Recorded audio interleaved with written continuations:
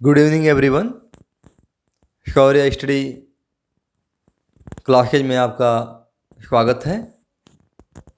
तो आज के जो करंट इश्यूज हैं उनमें हमने दो बहुत ही महत्वपूर्ण टॉपिक उठाए हैं। एक तो आपको पता होगा, आज ही हमारे प्रधानमंत्री जी ने उद्घाटन किया और वो है कोसी रेल महासेतु। अब थोड़ा इतिहास में जाना चाहूँगा। दरअसल कोसी नदी पर 1887 में एक रेलवे ब्रिज बनाया गया था और ध्यान रखिएगा वो मीटर गेज था। आपको मालूम होगा वर्तमान में भारत में ब्रॉड गेज यूज हो रहा है, मीटर गेज अब नहीं के बराबर है, लेकिन पहले मीटर गेज बना था। फिर क्या हुआ, 1934 में जो नेपाल और बिहार में जो भूकंप आया वो इतना ख़तरनाक भूकंप था, बताया जाता है कि मतलब दसों हज़ार लोग मर गए थे। तो उस भूकंप में क्या हुआ, यह ब्रिज जो है वो टूट गया और जब टूट गया उसके बाद से जो है बहुत लंबा समय लगा बनने में। आपको पता है देश आज़ाद हुआ फिर 1947 में, और तत्कालीन जो सरकार थी उतना संपन्न नहीं थी, ये पैसे का अभाव था, अर्थव्यवस्था हमारी अंग्रेज ऑलरेडी जो है सब लूट चुके थे, तो काफ़ी विलम्ब हुआ। और 2003 में तत्कालीन केंद्र सरकार ने इसको मंजूरी दी। कुल लंबाई इसकी है 9 किलोमीटर और यह बिहार के निर्मली और सरायगढ़ जिलों को जोड़ता है। और अब जो ब्रिज बना है वो ब्रॉड गेज है। तो सबसे महत्वपूर्ण जो बात है इसके लिए वो ये है कि ये पूर्वोत्तर भारत के लिए एक छोटा मार्ग प्रदान करता है। अब सोचिए, इस पुल के बन जाने से जो 200 किलोमीटर का रास्ता था वो सिमट गया 22 किलोमीटर के अंदर। यानी जो पूर्वोत्तर में जो यात्री आते थे बाई ट्रेन, वो एक लंबा रास्ता घूम करके आते थे, अब उन्हें घूमना नहीं पड़ेगा। अब इस ब्रिज के होते हुए उनका रास्ता बहुत छोटा हो जाएगा और कम से कम जो है 8 घंटे समय की बचत होगी। तो यह बहुत महत्वपूर्ण उपलब्धि है। और अगली बात, यह नेपाल बॉर्डर के बेहद करीब है। तो कल को अगर हमें नेपाल और भारत के बीच में कोई रेलवे लाइन बिछानी हो लॉजिस्टिक सपोर्ट के लिए या फिर यात्रा के लिए ही सही, तो यह जो पूर्वांचल का जो इलाका है, यानी जो बिहार है, पूर्वी उत्तर प्रदेश है, उनके बहुत से ज़िलों को आप नेपाल से डायरेक्टली जोड़ देंगे इस ब्रिज के होते हुए। तो यह बहुत ही महत्वपूर्ण है और फाइनली 17 सालों में बना।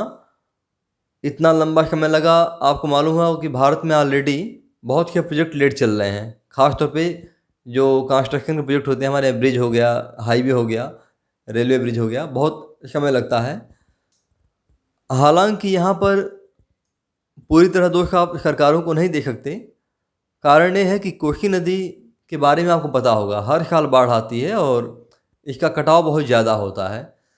तो यहाँ पर पुल बनाना भी बहुत ही चैलेंजिंग काम था यहाँ, और यह भी एक कारण रहा इतना विलम्ब होने का। बहरहाल यह पूरा हो गया। यहाँ कुछ महत्वपूर्ण चीज़ यहाँ याद रखिएगा कि यह किन किन ज़िलों को जोड़ता है, तो ये निर्मली और सरायगढ़ ज़िलों को जोड़ता है। ये दोनों ज़िले आप याद रखिएगा, ये बहुत महत्वपूर्ण है। अगला जो टॉपिक है वो है बैंकिंग विनियमन संशोधन विधेयक 2020, बैंकिंग रेगुलेशन अमेंडमेंट एक्ट 2020। अब ये चर्चा में क्यों है? अभी लोकसभा में पारित किया गया है इसको, और यह विधेयक जो है 26 जून को जो है समान प्रभाव वाला एक अध्यादेश जारी किया था सरकार ने, उसी को जो है डिस्प्लेस करेगा, यानी प्रतिस्थापित करेगा। यह विधेयक मुख्यतः आया है कोऑपरेटिव बैंक के लिए। आपने कोऑपरेटिव बैंक क्या बारे में सुना होगा। कोऑपरेटिव बैंक जो है पूरी तरह से वो आरबीआई की देख रेख में नहीं थे, कुछ उनको छूट थी। और इसका बहुत ज़्यादा दुरुपयोग हुआ, बहुत बड़े पैमाने पर भ्रष्टाचार हुआ। तो उसी को दूर करने के लिए यह अधिनियम लाया गया। तो इसके लिए जो बैंकिंग विनियमन अधिनियम 1949 था, उसमें अमेंडमेंट किया गया है, यानी संशोधन किया गया। और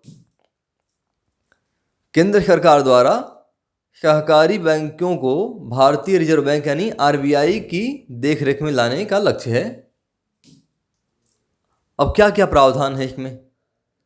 तो पहला प्रावधान और सबसे बड़ी बात यही है कि आरबीआई जिस तरह से बाकी बैंकों पे अपना निगाह रखती है, उसी प्रकार से जो है रिजर्व बैंक ऑफ इंडिया अब सहकारी बैंकों पे भी वैसी ही निगाह रखेगा।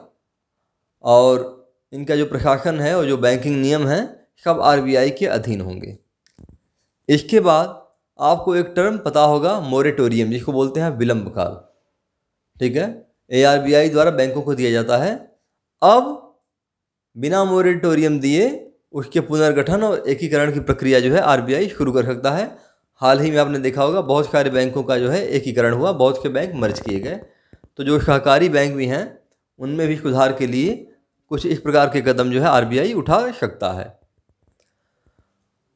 अगला पॉइंट है कि यह केंद्रीय बैंक बैंक को किसी भी बैंकिंग कार्य को बाधित किए बिना बैंक और बैंकिंग कंपनी के उचित प्रबंधन में जनता बैंकिंग प्रणाली खाता धारकों के हित को सुनिश्चित करने हेतु योजना बनाने में सहायक होगा।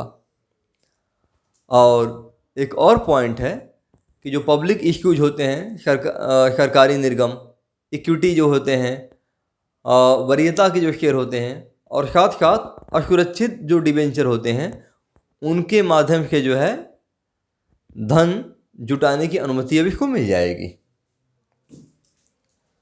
अब संशोधन से अप्रभावित कौन कौन ऐसी चीज़ें हैं जो संशोधित नहीं की गई, कौन कौन से प्रावधान हैं जो बिल्कुल भी चेंज नहीं हुए, जैसे पहले थे वैसे अभी हैं। तो दो मुख्य हैं।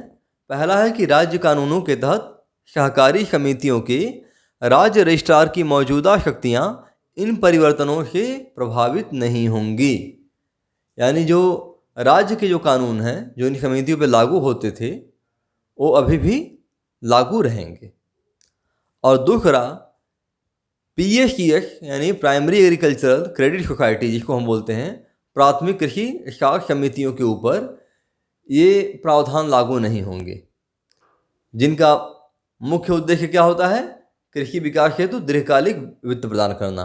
और ध्यान रखिएगा, जो पीएससीएस होती हैं, जो प्राथमिक कृषि साख समितियां होती हैं, वो बैंक, बैंकर या बैंकिंग शब्दों का प्रयोग नहीं करती हैं। ध्यान रखिएगा, पीएससीएस इन बैंक, बैंकिंग और बैंकर शब्दों का प्रयोग नहीं करती हैं।